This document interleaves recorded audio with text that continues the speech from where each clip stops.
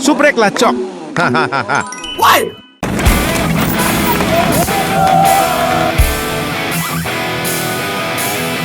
Persaingan kelas Moto3 musim 2026 resmi dimulai di Thailand.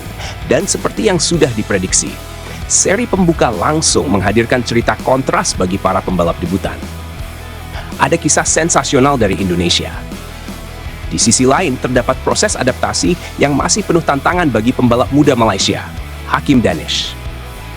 Balapan yang digelar di sirkuit internasional Cheng dalam rangkaian Grand Prix Thailand menjadi panggung pertama bagi generasi baru lulusan Rookies Cup untuk membuktikan diri di level kejuaraan dunia. Hakim Danish datang dengan status rookie, sejajar dengan dua nama lain yang juga naik kelas musim ini, pembalap Indonesia, Veda Ega Pratama, serta talenta Spanyol, Brian Uriarte. Namun, realitas lintasan menghadirkan dinamika yang berbeda dari ekspektasi awal. Dalam balapan utama yang berlangsung pada hari Minggu, 1 Maret 2026, Hakim Danish harus puas mengakhiri lomba di posisi ke-18. Sebuah hasil yang secara objektif menunjukkan bahwa proses adaptasi di kelas Moto3 tidak pernah sederhana. Terlebih, kelas ini dikenal sebagai kategori paling kompetitif dengan jarak waktu yang sangat rapat antar pembalap.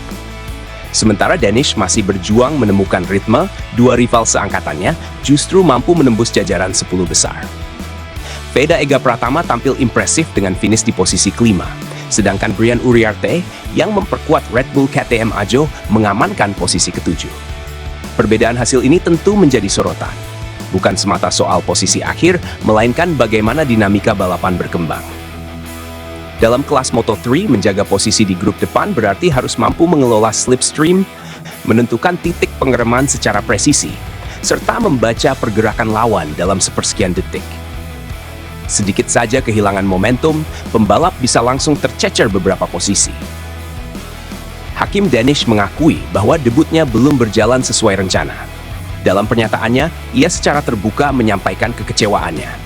Ia menegaskan bahwa finish di posisi ke-18 bukanlah hasil yang diinginkan. Ia telah mencoba bertahan di rombongan depan, namun kecepatan para pembalap teratas masih berada di luar jangkauannya saat ini.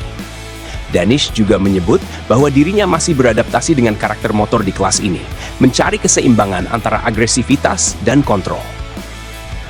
Menariknya, di tengah proses adaptasinya sendiri, Danish turut mengomentari performa Veda Ega Pratama. Ia mengaku terkejut melihat lonjakan performa pembalap Indonesia tersebut di Thailand. Menurut Danish, peningkatan yang ditunjukkan Veda terasa begitu signifikan jika dibandingkan dengan performanya saat masih berkompetisi di Junior GP. Pengakuan itu memperlihatkan satu hal penting. Bahkan sesama rookie pun merasakan dampak langsung dari perubahan peta persaingan musim ini. Lonjakan performa yang ditunjukkan Veda memang menjadi bahan diskusi luas di paddock. Dari sisi teknis, Veda terlihat lebih matang dalam menjaga konsistensi lap time, lebih tenang saat berada di tengah rombongan, serta mampu mengeksekusi strategi balap dengan disiplin.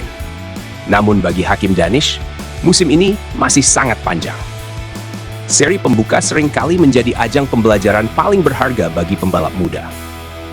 Yang membedakan pembalap hebat dengan yang biasa-biasa saja adalah kemampuan beradaptasi dan memperbaiki detail kecil dari satu seri ke seri berikutnya. Moto3 bukan sekadar ajang pembuktian bakat, melainkan laboratorium ketahanan mental dan evolusi teknis. Musim baru saja dimulai, dan bagi para rookie, setiap lap adalah pelajaran.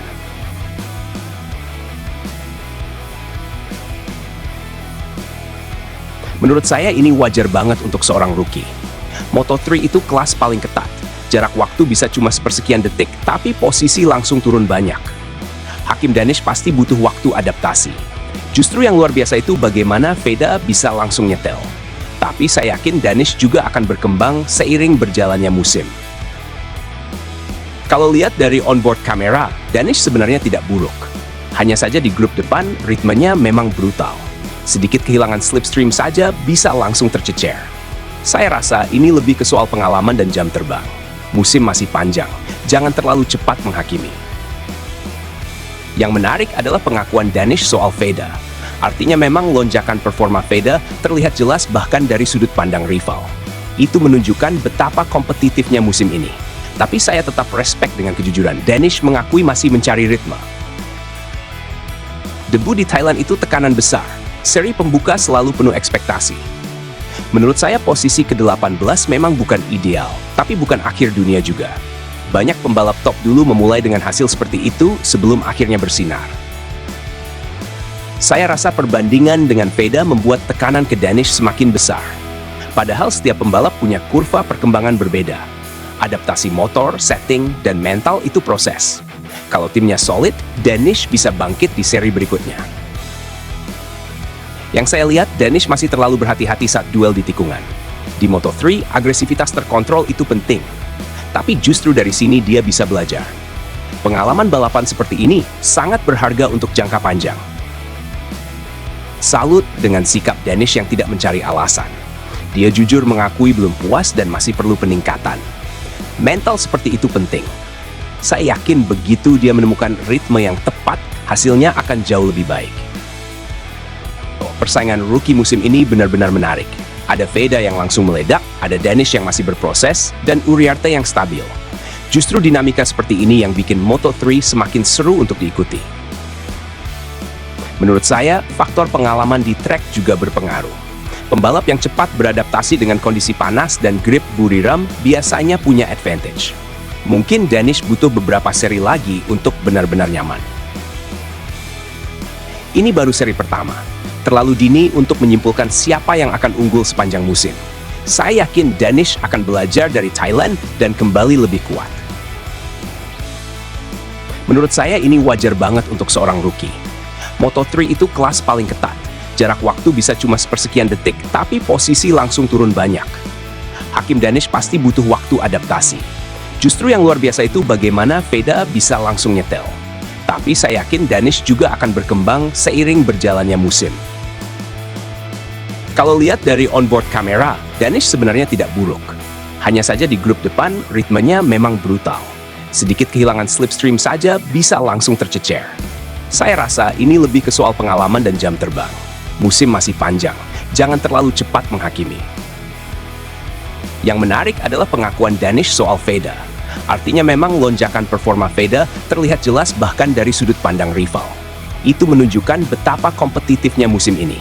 Tapi saya tetap respect dengan kejujuran. Danish mengakui masih mencari ritme. Debu di Thailand itu tekanan besar. Seri pembuka selalu penuh ekspektasi.